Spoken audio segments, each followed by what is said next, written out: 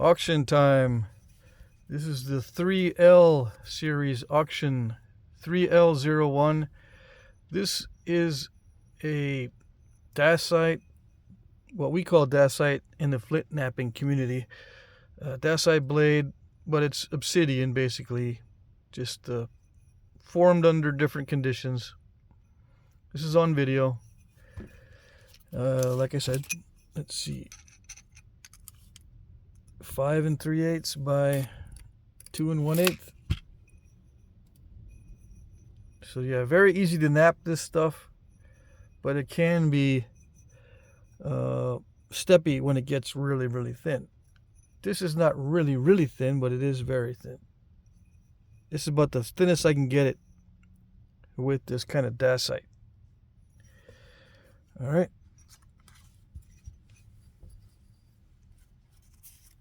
3L02, 2 objects in this item number. They're both made of heat-treated Burlington. This one's on video as a first stage Dalton. As the Daltons were used up, they would bevel the sides, to resharpen. They would usually bevel. Sometimes they didn't. Sometimes they would put serrations in the sides. This is just the first stage. That's why it looks kind of fat. A lot of Daltons are pointy and skinny, but they've been resharpened. Okay, I took a little bit of extra time on the stem and the base here because I wasn't too sure exactly how to go about it, so it took me a little longer to do it.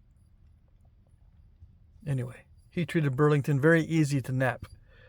And this one I just napped from a flake from this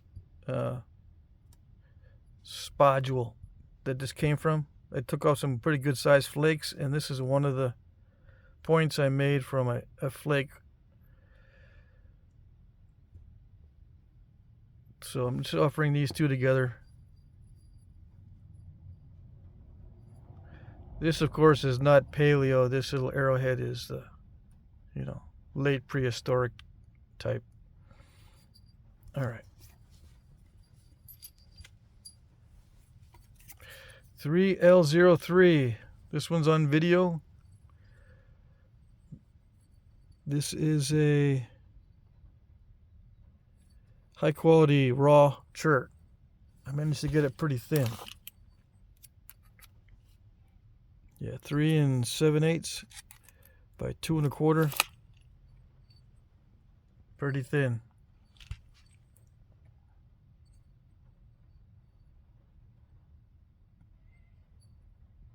Yeah, it is a raw piece, right? I sometimes by the end of the week I can't remember, but I'm pretty sure this was a raw piece of chert, high quality raw. Yeah. Okay. Semi-translucent.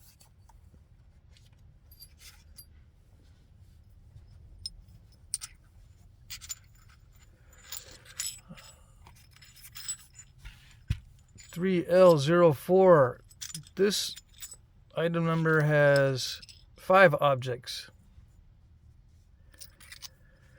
A little sun disk. This little miniature Paternalis I made on video. I made the sun disk on video. This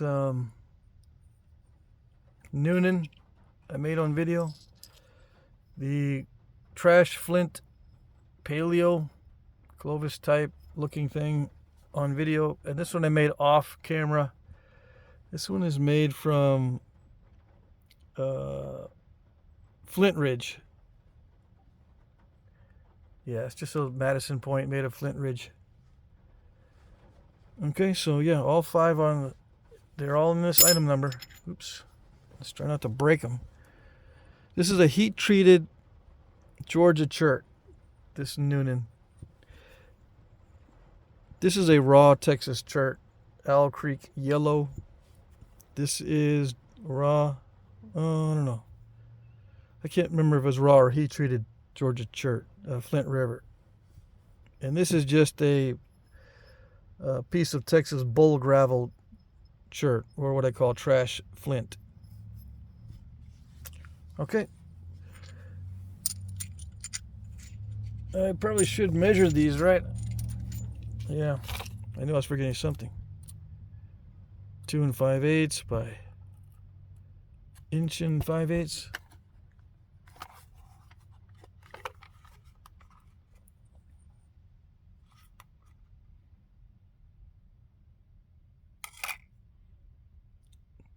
$218 grains, 286 grains, 56 grains,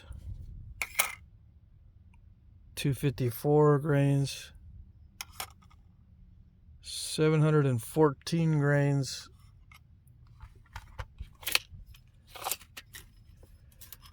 this is 4 3/8 between, let's see, yeah, almost 4.5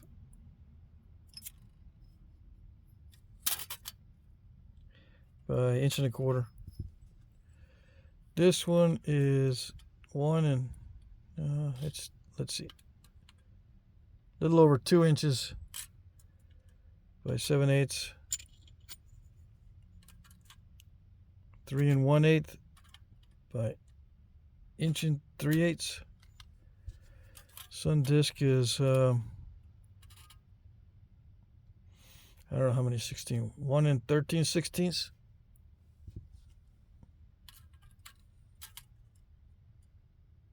Two 5/8. I think I measured that one already. Okay, just wanted to make sure I got those measured out. I weighed them just out of curiosity also. All right.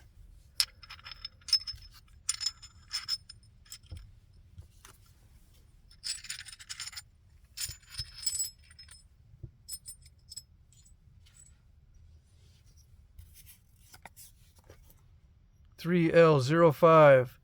I made this one off camera. This is a Clovis, medium or smallish looking flutes. This is raw Texas chert. It's got a crystal pocket right there. Yeah, I made this last night. I've been working on paleos. I didn't do this on camera because I wasn't sure if I would be able to make it. This particular piece of stone was not cooperative. This is almost 4 inches by 1.25 inches, a little bit over 1.25 inches. Yeah, this particular stone was it was a large spall, I believe, but I was having trouble thinning it down. But I finally got it thinned, and then I wasn't sure if I'd be able to flute this either, so I just did it off camera. But anyway, for those of you who want Clovises, this is some of the largest spalls I have. It came from some of the largest spalls, or one of the largest spalls that I still have. I'm going to get more material next month, or maybe in a week or so, and also next month. So two shipments are coming in soon, so I'll be able to do larger ones. I'll be working on paleos for about a month. Okay.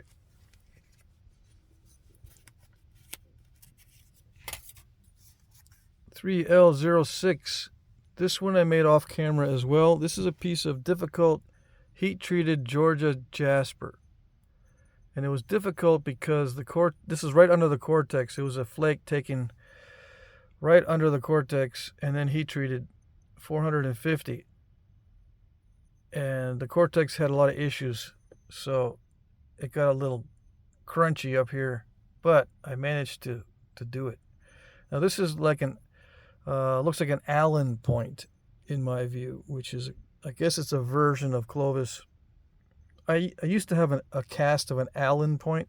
They are extremely thin. This was not extremely thin. I still have some bulk in here because of the difficulty in running flakes across this crunchy stuff. But the Allen points are very thin, right? And they have this type of base to them. So I'm going to call this an Allen point. And I shot several flakes into that area. And this is just one flake here. I don't know I think I might have done that one first. And then shot a couple flakes, or maybe 3 flakes into that area to thin it down. All right. So yeah, Georgia jasper. And it's got a crystal pocket right there Luckily, that didn't stop the flakes. Luckily. Probably because of the heat treatment. All right.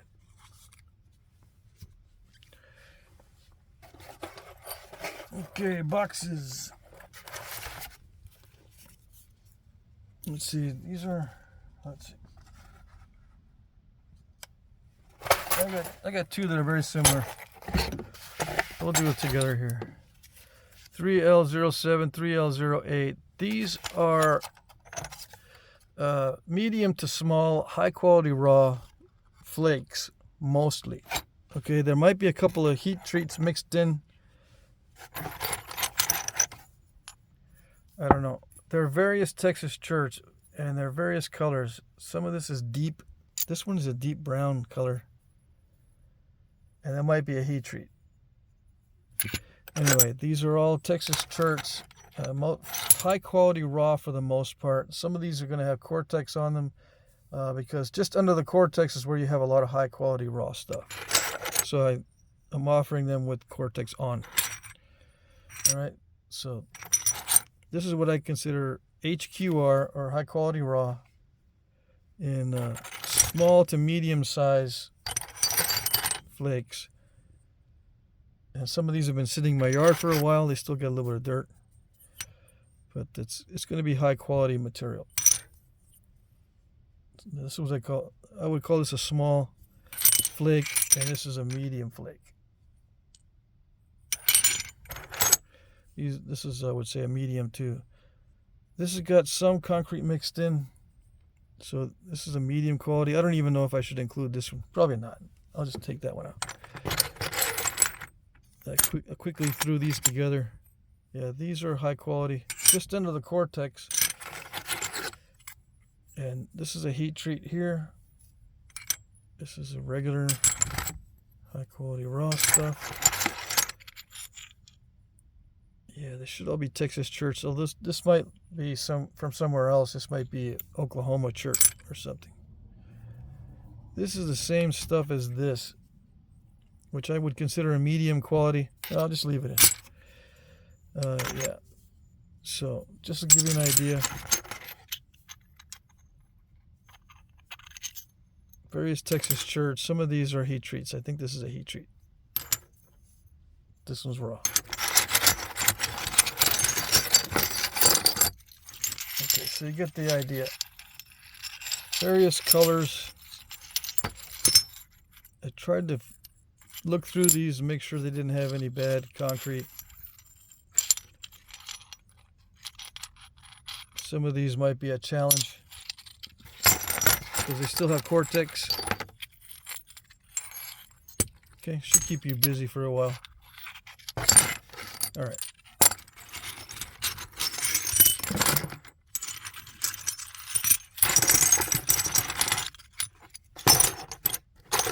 All right, so that was 07.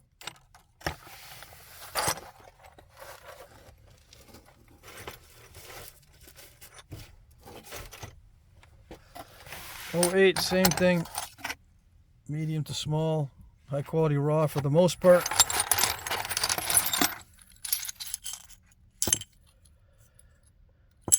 Just a bunch of flakes. Yeah, even labeled that one. Sometimes as I'm reducing spalls down or reducing nodules, I'll save the high quality stuff just under the cortex. I made the tribute point out of this kind of stuff here. It is a Texas chert just under the cortex. All right, so this is pretty much the same as the one before. These may be a little bit smaller than the ones I just showed on average. This is like an Owl Creek black. Still has cortex. This is a jasper looking stuff. Yeah, Texas stuff for the most part, although some of it might come from somewhere else, I can't remember.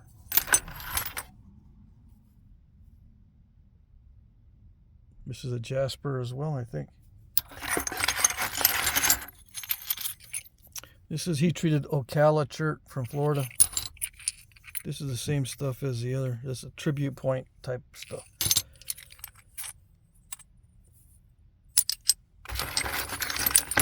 Yeah, so if you like working the high quality raw stuff, or if you want to know what it is, some people have no idea what high quality raw chert is. So here you go. That was kind of wonky, but it's very high quality stuff. All right.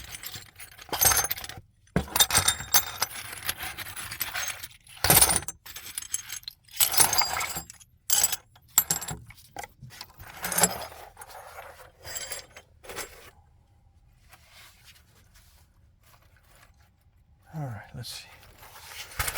These are tiny heat treats and high quality raw. This is 3L09 tiny flakes of heat treat and high quality raw. And I've got some dacite in here too from the videos. I'm not going to take them all out. There are probably hundreds in here. But there's at least 100 little flakes. These are small, tiny. I call them tiny, right? They range from small to very, very small. And you get a range. There's Georgia swirly chert. There's Texas flakes. There's, yeah, this is Georgia. There's dacite. Ocala chert. This is Ocala heat treat. Ocala, Florida. A little bit. This is a chunk of bloodstone. Yeah, little flake of bloodstone. This kind of stuff. I think this is Florida jasper or Georgia jasper. So yeah, you're gonna get a range of all kinds of stuff. These are kind of good for small pendants and stuff. Various colors. There's a little broken one. All right.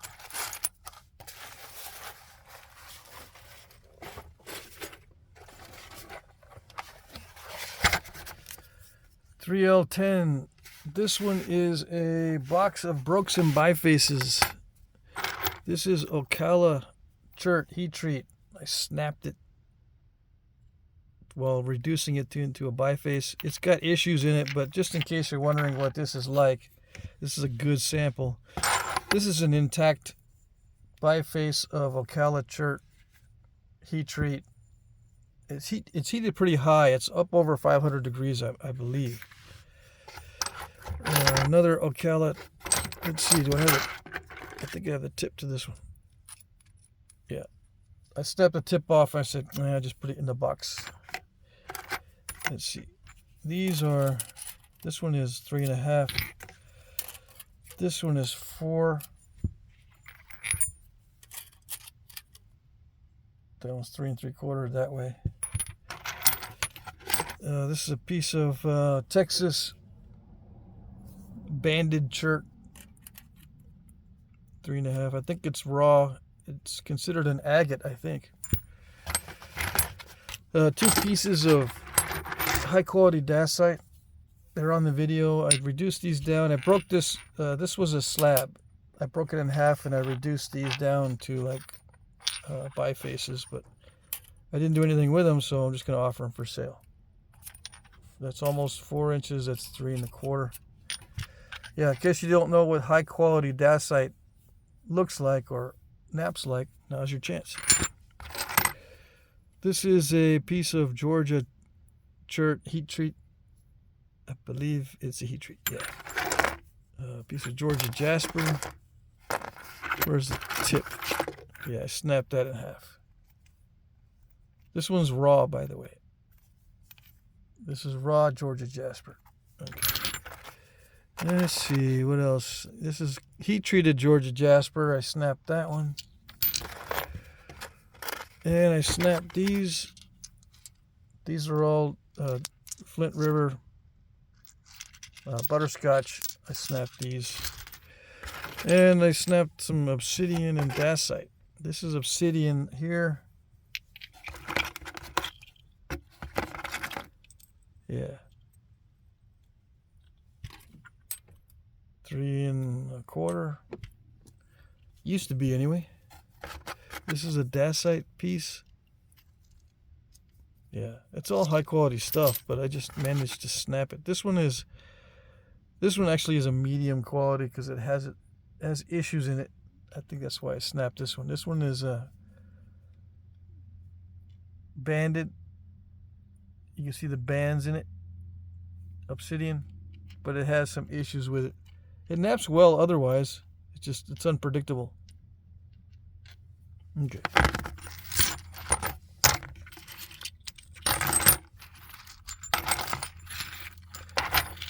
So I think I can get all that stuff in this box. These boxes are going to be very full. All right.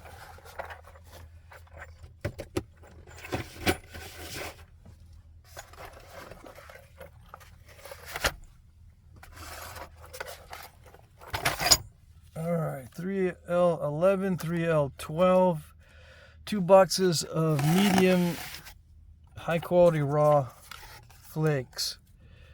And these are all Texas, I believe. These are larger than the other flakes that I was just showing. Some of this might be a heat treat. This might be heat treated here. This is very high quality stuff. This one might also be a heat treat, but it looks like Owl Creek stuff, so it might not be. Sorry, I don't know exactly. This is high quality raw, for sure. High quality raw stuff. So these are going to be heavier. This is an amoeba chert. These are heavier and thicker than the small to medium. These are medium to large, I guess. This is a very high quality, kind of a rare Texas chert. It's a brownish color. I like napping this stuff, but I need to clear out a bunch of my stones. So this is Edwards Plateau.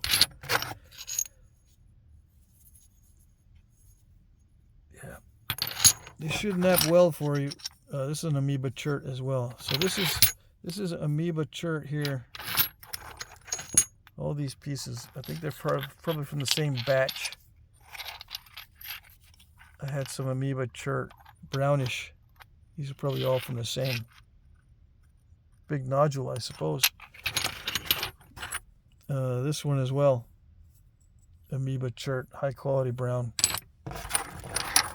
You'll be amazed how well that naps. And this is all Edwards Plateau and Central Texas cherts, high grade.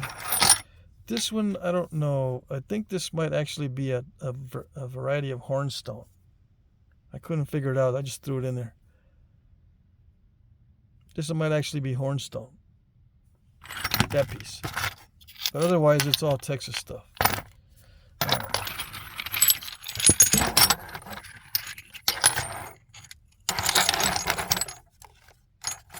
So that's 3L11.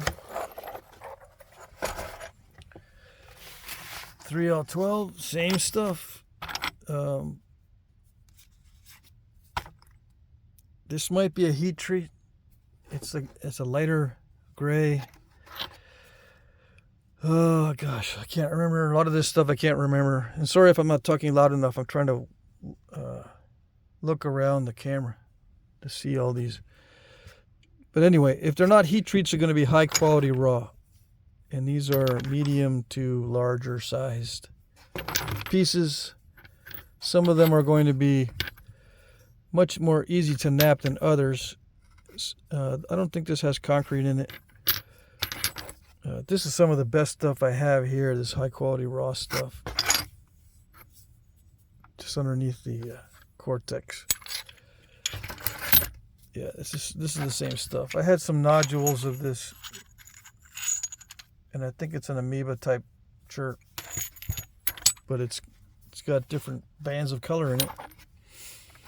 This one might be a heat treat. It's an overshot flake. This one is just a regular Edwards Plateau type. These are Central Texas cherts. This might be concrete-y right there. This one's a good fat chunk of high quality amoeba tan color. It's not Owl Creek, I don't think. This think it's an amoeba chert. And I don't know how this snuck in here, just a little flake. Okay. So all these flakes are on the larger side compared to the others. So I got 2 boxes of the small to medium and 2 boxes of the medium to large. Okay. All right. Rules. Bid in the comment section.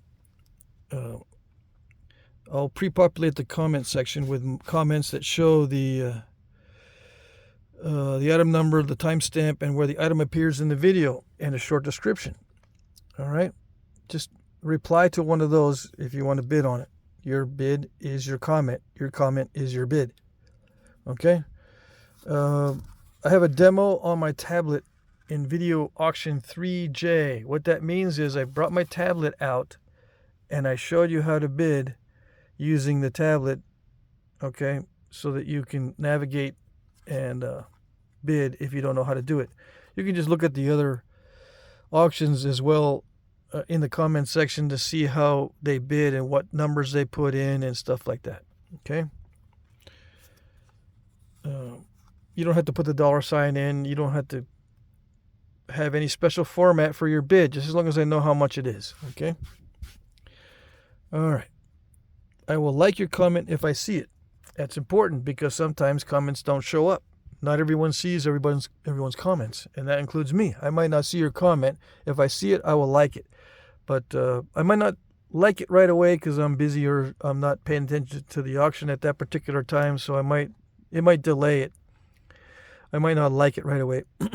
But give me some time. As time approaches the closing of the auction, I will check a lot more often, to where I'm checking every minute or so just before the auction closes. Okay, so just be aware of that. If you don't see a like on your comment and it's getting close to the end of the auction, that means I didn't see it.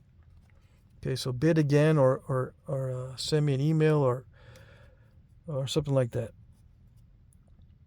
You know, you can comment on a different video, and I check all my comments during the auctions, not just the auction comments, but the other video comments as well. If you can comment on a different video but not the auction video, then I can enter in your bid for you in the auction video comment section. Okay? All right. All right, so I did that one.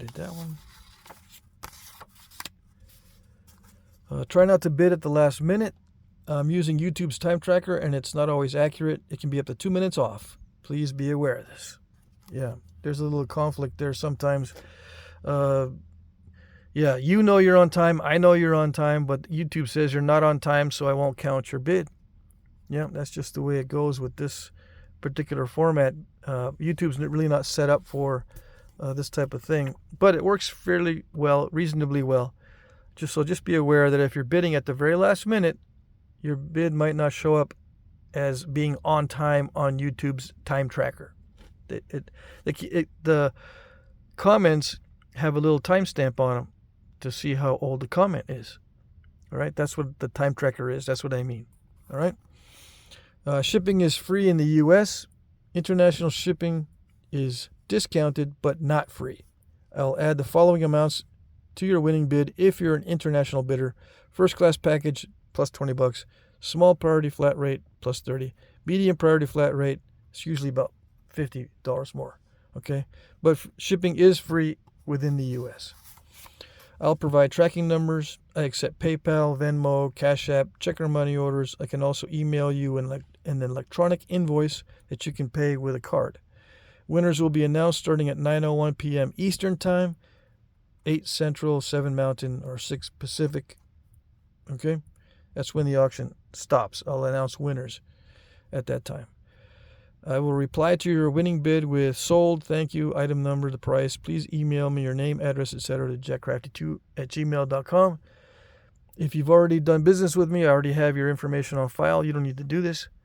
But just be aware and watch the comments so you know if you've won or not. Okay? But if you're new, I need this information so I can send you the item and I know who to send it to. All right? Okay. There's a more complete description of the rules in the description box down below.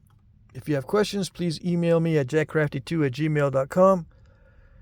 I think I mentioned this already. Auction 3J has a demo on my tablet, so you can see how I navigated and did everything. Please look at my previous auctions to see how they work. If you are not able to reply or comment, you will not be able to bid. If you don't know how to reply or comment, please practice on another one of my videos. I'll work with you via email if you're having issues with comments or replies. All right. Okay, so that's it for this week's auction. I think there was 12 items. Yep. Okay, I hope you guys had a good weekend and good luck.